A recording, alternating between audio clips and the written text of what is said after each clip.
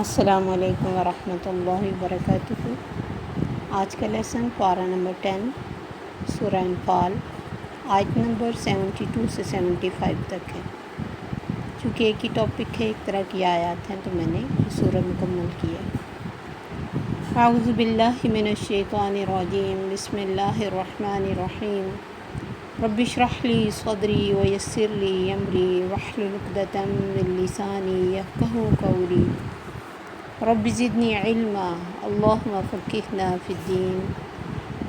ان الذین آمنوا وہاجروا، بے شک وہ لوگ جو ایمان لائے اور انہوں نے ہجرت کی، وجاہدوا باموالہم وانفسہم، اور انہوں نے جہاد کیا اپنے مالوں اور جانوں کے ساتھ، فی سبیل اللہ، اللہ کی راہ میں، والذین آووا ونصروا، اور وہ لوگ جنہوں نے پناہ دی اور مدد کی، اولئک بعضهم اولیاء بعض، یہ ایک دوسرے کے دوست ہیں،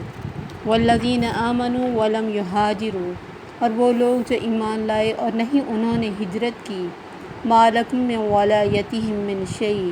نہیں تمہارے لیے ان کی دوستی کچھ بھی، کوئی بھی چیز، حتی یہاجروا، حتیٰ کہ وہ ہجرت کریں، وَإِنِ اسْتَنصَرُوكُمْ فِي الدِّینِ، اور اگر وہ مدد مانگے تم سے دین کے معاملے میں، فَعَلَيْكُمُ النَّصْرُ، تو تم پر ہے مدد کرنا، إِلَّا عَلَىٰ قَوْمٍ بَيْنَكُمْ وَبَيْنَهُمْ مِيثَاقٌ، مگر اس قوم کی نہیں جن کے تمہارے اور ان کے درمیان کوئی پختہ وعدہ ہے، وَاللَّهُ بِمَا تَعْمَلُونَ بَصِيرٌ، اور اللہ جو تم عمل کرتے ہو دیکھ رہا ہے، وَالَّذِينَ كَفَرُوا بَعْضُهُمْ أَوْلِيَاءُ بَعْضٍ، وہ لوگ جنہوں نے کفر کیا وہ ایک دوسرے کے دوست ہیں، إِلَّا تَفْعَلُوا، اگر تم ایسا نہیں کرو گے، سمجھو گے، تَكُنْ فِتْنَةٌ فِي الْأَرْضِ، تو ہوگا فتنہ زمین میں، وَفَسَادٌ كَبِيرٌ، اور فساد بہت بڑا،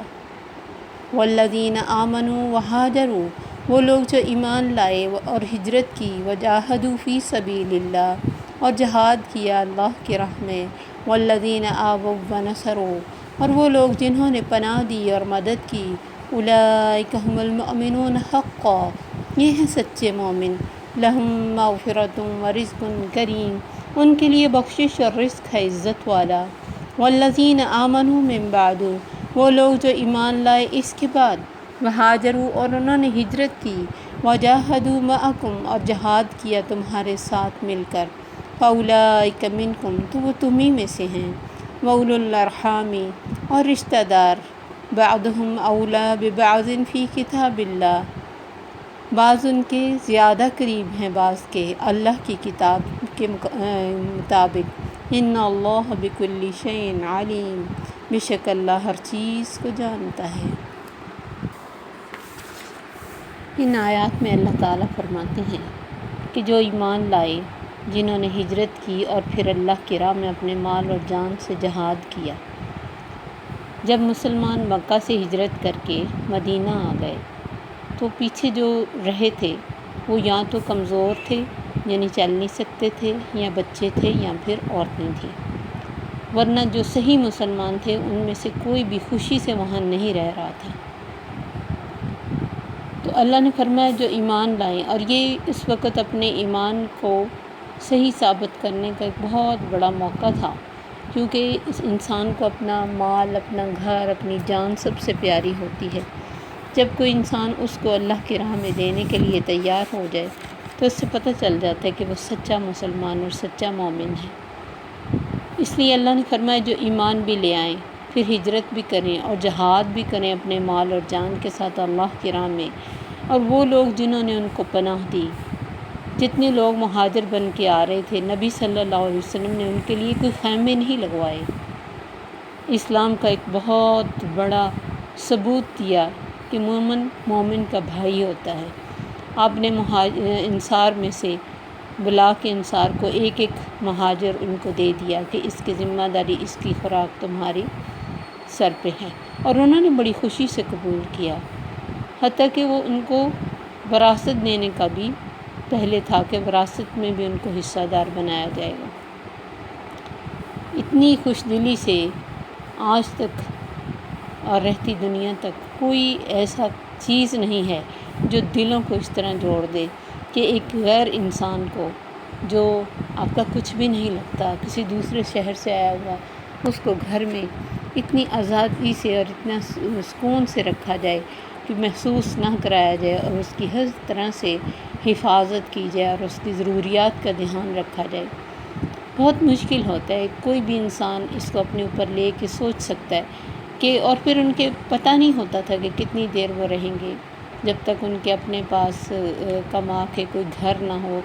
تو اتنی دیر تک کوئی یعنی لمٹ نہیں تھی۔ لیکن یہ سب اتنی خوبصورتی سے ہوا، وجہ اللہ کی محبت تھی،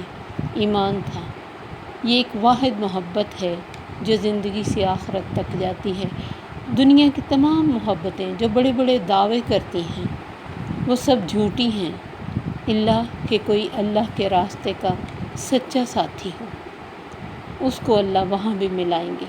وہ چاہے میاں بیوی ہو، ماں باپ ہوں، بچے ہوں، کیونکہ یہ ساری محبتیں اگر دین میں اکٹھی ہیں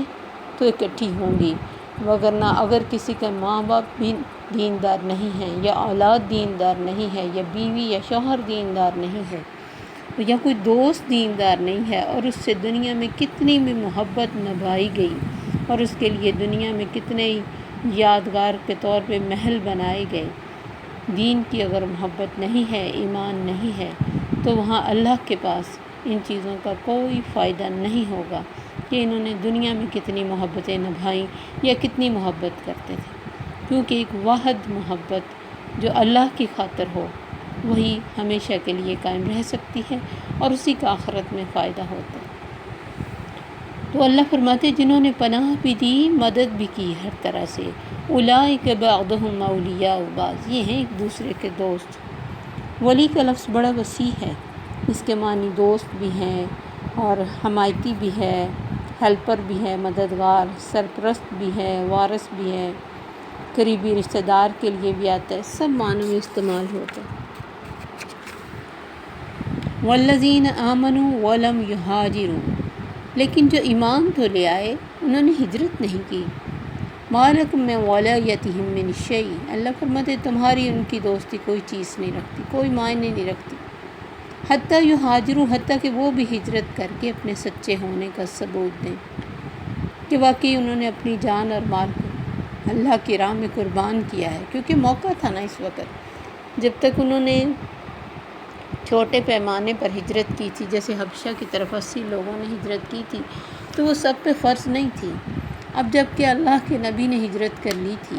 تو اب دوسروں پہ بھی فرض ہو گئی تھی کہ وہ بھی ہجرت کریں، اگر وہ اتنی طاقت رکھتے ہیں کہ اپنی سواری چلا سکیں، کمزور نہیں ہیں، بیمار نہیں۔ تو اللہ نے فرمایا ان کی کوئی دوستی تمہاری دوستی کے ساتھ نہیں رہ سکتی جب تک کہ وہ ہجرت کر کے اس بات کا ثبوت نہ دیں کہ وہ سچے مسلمان ہیں۔ وَإِنِ اسْتَنصَرُوكُمْ فِي الدِّينِ، ہاں اگر وہ دین کے معاملے میں تم سے کوئی مدد مانگیں، فَعَلَيْكُمُ النَّصْرُ، تو دینی مدد تو کرنی ہی ہے، کیونکہ دین کا ایک رشتہ تو ہے۔ إِلَّا عَلَىٰ قَوْمٍ بَيْنَكُمْ وَبَيْنَهُم مِّيثَاقٌ، ہاں اگر وہ ایسی قوم میں ہیں، ایسی جگہ پہ ہیں جہاں کے لوگوں کے ساتھ تمہارا کوئی پختہ وعدہ ہے، جس کو یہ کہتے ہیں انٹرنیشنل ٹریٹی، کہ کوئی میثاق ہے، کوئی قومی طور پہ معاہدہ ہے کہ ایک دوسرے کی مدد نہیں کرنی، تو پھر نہ کرو۔ جو تمہارے ملک کے علاوہ ادھر ادھر رہتے ہیں وہ اگر مدد کرنا چاہیں تو کر سکتے ہیں۔ واللہ بما، اسلام دیکھیں کہ کس طرح وعدوں کا بھی پاس کرتا ہے، جو خود اتنا دھیان رکھتا ہے وہ وعدے توڑنے والے کو کیسے پسند کرے گا، وہ اس کو کس طرح اس کو دنیا میں ترقی دے سکتا ہے، جو چھوٹے چھوٹے وعدوں سے لے کے بڑے بڑے وعدے ایک منٹ میں توڑ کے تو اپنا الو سیدھا کرتے ہیں یا اپنا فائدہ دیکھتے ہیں، نہیں دیکھتے کہ ہمارا وعدہ جو ہے اس کو ہمیں نبھانا چاہیے، چاہے اس کے لیے ہمیں کوئی بہت فائدہ نہیں پہنچ رہا۔ لیکن اسلام نے یہ تعلیم دی ہے کہ کسی کے ساتھ کوئی ایگریمنٹ ہے اور تمہارا وہاں مسلمان بھائی مدد کے لیے پکار رہے تو میں نہیں کرنی مدد، کیونکہ ان کے ساتھ وعدہ ہے مدد نہ کرنے کا۔ جیسے جب صلح حدیبیہ ہو رہی تھی، ایگریمنٹ لکھا جا رہا تھا، اس وقت یہ بات ابھی لکھی نہیں گئی تھی، ابھی زبانی یہ بات ہوئی تھی کہ مسلمان ہو کر کوئی بھی مکے سے مدینہ جائے گا مسلمان اس کو واپس کریں گے، اور ادھر سے اگر کوئی آ گیا کافر ہو کے تو ہم ان کو واپس نہیں کریں گے۔ اسی دوران ابو جندل جو لکھ رہے تھے سہیل، انہی کے بیٹے بیڑیوں میں جکڑے ہوئے آئے کہ اللہ کے نبی مجھے یہاں تکلیفیں دی جا رہی ہیں، مجھے اپنے ساتھ لے جائیں، لیکن اس نے کہا نہیں، ہماری بات ہو چکی، چاہے ابھی لکھی نہیں گئی تھی۔ آپ نے فرمایا ابو جندل صبر کرو۔ صحابہ کو اتنی تکلیف پہنچ رہی تھی اس وقت دیکھ کے کہ ہمارا بھائی اتنی تکلیف میں ہے مسلمان ہونے کی وجہ سے، لیکن ہم اس کی مدد نہیں کر سکتے، لیکن نبی صلی اللہ علیہ وسلم نے مدد نہیں کی کیونکہ بات ہو چکی تھی۔ اتنا دھیان رکھتا ہے اسلام اور اللہ تعالیٰ کہ جو بات کر دی وہ انسانوں والی، مردوں والی بات ہو اور ایک اسلامک پوائنٹ آف ویو سے بات کی گئی ہے، تو یہ اسلام کا امیج ہے کہ اسلام کبھی وعدہ نہیں توڑتا، جھوٹ نہیں بولتا، دھوکہ نہیں دیتا۔ واللہ بما تعملون بصیر، اللہ جو بھی تم کرتے ہو اس کو دیکھتا ہے۔ والذین کفروا بعضهم اولیاء بعض، اللہ فرماتے یہ کافر یہ ایک دوسرے کے دوست ہیں، اور یہ بھی دوست کب بنتے ہیں؟ جب مسلمانوں کے خلاف کوئی معاملہ ہو۔ الا تفعلوا، اگر تم نے ان کی دوستی کو آپس میں ہی نہ سمجھا، خود تم نے ان سے دوستیاں بنائی، یا پھر مسلمانوں کے ساتھ مل کے ان کے خلاف نہ لڑے اور ان کے خلاف چیزوں میں حصہ نہ لیا، تم نے مسلمانوں کی مدد نہ کی، تو زمین میں فتنہ اور فساد ہو جائے گا۔ والذین، کیونکہ ایسا ہوتا ہے نا کہ جب ہم میں سے کوئی بھی مسلمان ہے کسی غیر مسلم کا ساتھ دیتا ہے مسلمانوں کے خلاف، تو مسلمانوں کے لیے بہت بڑی بعض دفعہ تکلیف کا باعث ہو جاتا ہے۔ ایک قوم ہار سکتی ہے کسی ایک شخص کی غداری سے، ایک شخص کے راز